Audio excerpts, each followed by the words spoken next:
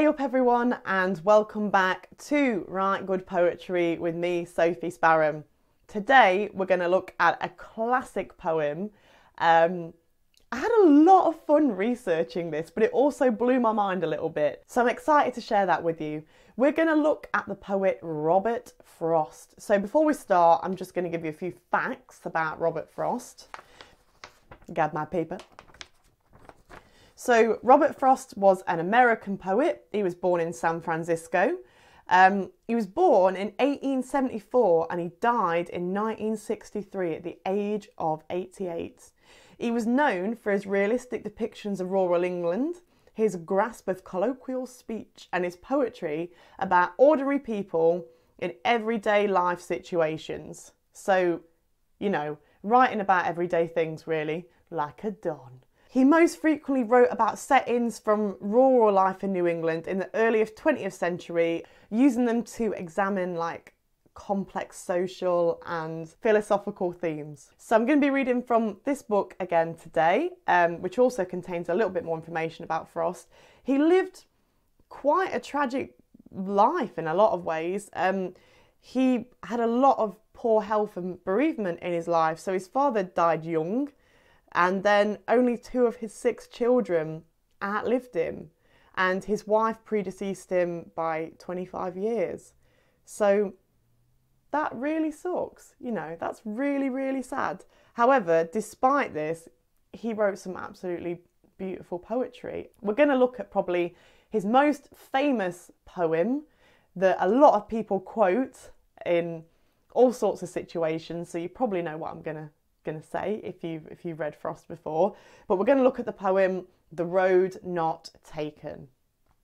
So here it is. 2 roads diverged in the yellow woods, and sorry I could not travel both, and be one traveller long I stood, and looked down one as far as I could, to where it bent in the undergrowth. Then took the other as just as fair, and having perhaps the better claim, because it was grassy and wanted wear. Though as for that, the passing there had warned them, really, about the same. And both that morning equally lay, in leaves no step had trodden back. Oh, I kept the first for another day, yet knowing how way leads on to way, I doubted if I should ever come back. I shall be telling this with a sigh. Somewhere ages and ages hence, 2 roads diverged in a wood, and I took the one less travelled by, and that has made all the difference. I love that poem.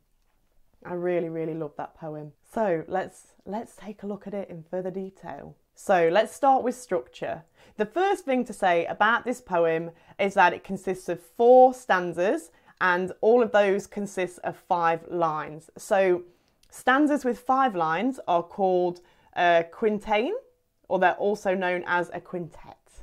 So you can use either word, depending on how you're feeling. The rhyme scheme of these stanzas is A, B, A, A, B. Sounds a bit like a rap or something, doesn't it? So A, B, A, A, B. So let's find an example. 2 roads diverged in a yellow wood. A. Wood is A. And sorry I could not travel both. B. And B. One traveller long I stood. A. Because wood and stood. I looked down one as far as I could.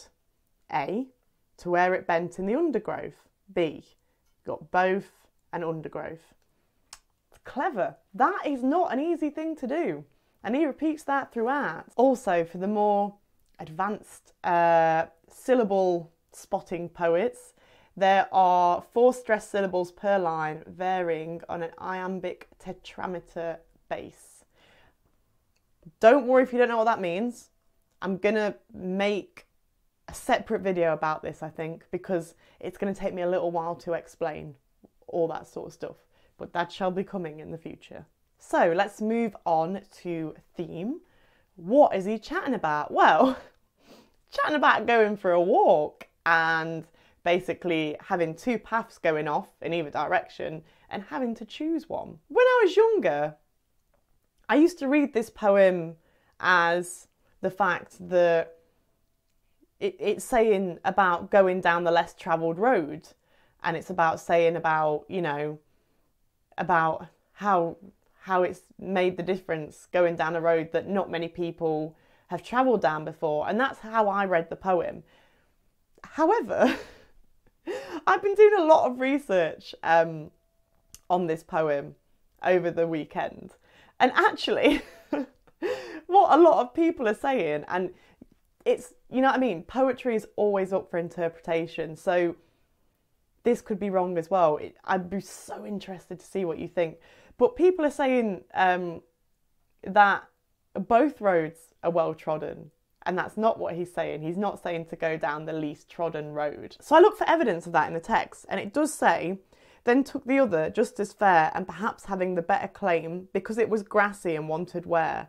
Though as for that, the passing there had worn them really about the same. It's quite ambiguous really, because at the end he's saying, I took the road that was less travelled by, and that's made a difference to me. But then in this second stanza, he's like, look about the same really.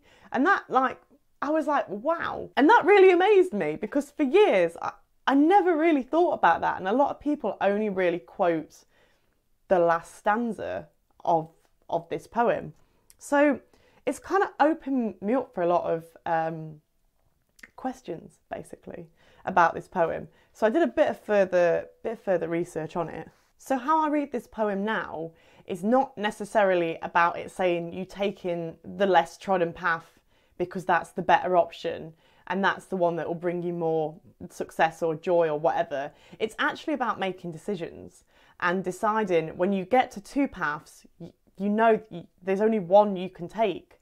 And in this, it's about, you know, Frost is looking back and being like, did I take the right path? I know that I'll look back at this and think, oh, maybe the other path would have had better opportunities. Maybe I should have taken that path.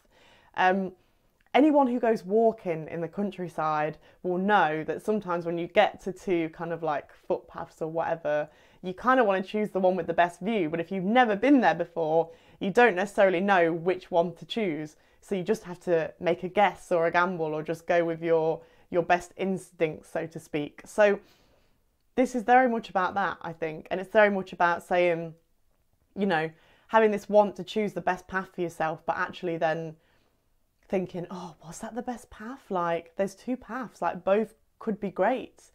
And, you know, I don't think either path is wrong. I think they're just different. So I don't think one path is actually better than the other one. I think it's just saying about both will be different, but you'll always look back and think, oh, did I take the right one? Maybe I should have taken the other one. How different would my journey be, you know, now? And if we're using this as a metaphor for life, you know, a lot of people might think that when they make a career choice, buy an instrument, I don't know, maybe I should have played trumpet instead of guitar, whatever. You know, we have these dilemmas all the time, and we look back and think maybe things would have been different. What would things be like now if I'd taken that other road? And this poem is like a metaphor for that, you know, using going on a walk and having to choose paths is a metaphor for, you know, the choices that we make in life and how things would have been different had we made different choices. I absolutely love this poem, and I think there's truth in both readings. I think it's a much more complex poem when we actually start to dig into it as opposed to first glance of looking at it. And I'm really, really glad that I revisited it actually and proper gave it a good old analysing. I'd be really interested to know what you think about this poem. You know, if there's stuff that you picked out there, if you want to talk about the nature imagery a bit more, if you want to talk about the rhyme scheme, then just leave a comment below. It's really, really interesting to start up these discussions.